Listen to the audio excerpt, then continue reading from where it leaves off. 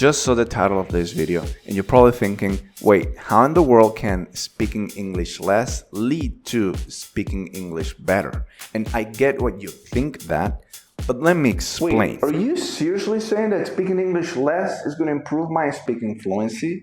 That doesn't make any sense. Okay, but would you please stop interrupting me when I'm making a video? Let me show you what all these famous teachers are saying. They're saying things like, if you want to speak English more fluently, you should speak more, practice more, speak to yourself in the mirror, or speak to your dog, have dreams that you're speaking English.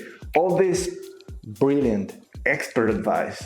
Here's the thing, we can divide our four main English skills, listening, reading, writing, and speaking, into two groups, receptive skills and productive skills. Now, 80% of the time that you use your English, you do it through your receptive skills, which makes sense, right? Like in your day-to-day life in your native language, you listen more than what you speak, and you read more than what you write. Let's focus on that other 20%. If when you use your English to produce, all you're doing is speaking and very little or no writing at all, you're missing out. See, if you spend 3 hours speaking English but spend no time writing at all, I'd rather have you spend 2 hours and 20 minutes speaking and 40 minutes writing. Let's use another example with less time. Say that your weekly speaking time is 1 hour, but again, you do not write. I'd rather have you spend 15 minutes speaking and 10 minutes writing. Why? Well, because when you include writing in your routine, a lot of great things happen. And I'll explain that in more detail in just a moment. Before I do that, let me just tell you that in this channel, I help you develop the tools and mindset that you need to speak English fluently and confidently. You want to speak English fluently and confident because if you do that, you're more likely to be successful in your career and life and experience the world fully thanks to English and be happy. If that's something that you'd be interested in, subscribe to the channel so that I can be your guide in this mission of achieving fluency in English and of course becoming a confident English speaker. Now, as an English learner whose goal is to become a fluent and confident English speaker, which of the following two options would you choose? A, you spend 100% of your time speaking, or B, you spend 100% of your time writing. I would choose A. Of course you would choose A, but even better than that is spending 80% of your time speaking and 20% of your time writing as well. Makes sense. And here's why. If you want to speak English fluently, you need two things. One is good formulation and the other is good articulation.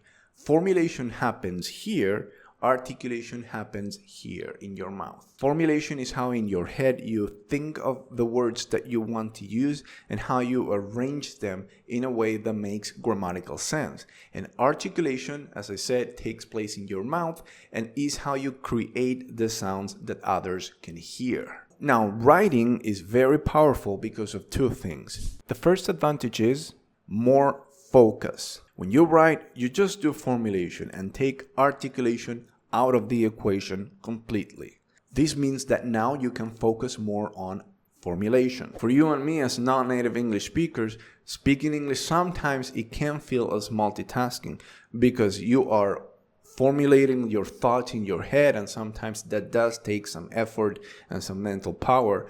And at the same time, you are trying to articulate all these sounds so that others can hear you speak. And when you remove one of the two, that leaves you with more focus on the other one. And with that comes an increased performance in that activity. Advantage number two is more time. When you write, you have more time for formulation than when you speak. Writing gives you more time to think, plan, and correct yourself. When you write, you have more time to think about what you want to communicate and how you want to communicate it. Can I add a little comment? Another good thing about writing is that when I'm writing, I don't feel the same pressure I feel in conversation where I have to produce an instant response. Yeah, that too. You can add that to the list of advantages. So now, because of the increased focus and the extra time and the lack of pressure, your formulation in writing is going to be superior than your formulation when you are speaking. And here's where the magic happens. You are going to remember and you are going to internalize some of these words,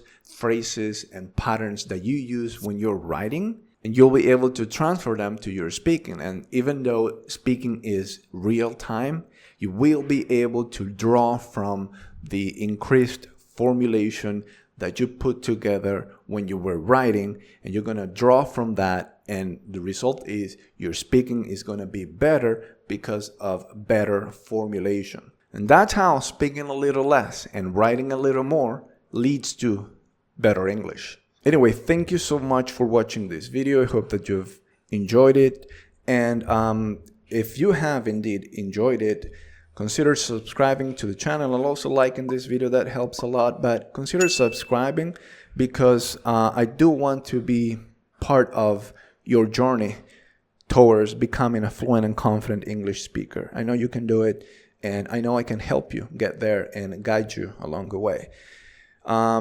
Anyway, so I have a quick question for you before we wrap up here, and that question is, do you forget words when you are speaking English? I bet you do. I mean, I know I do, and I know everyone does, right?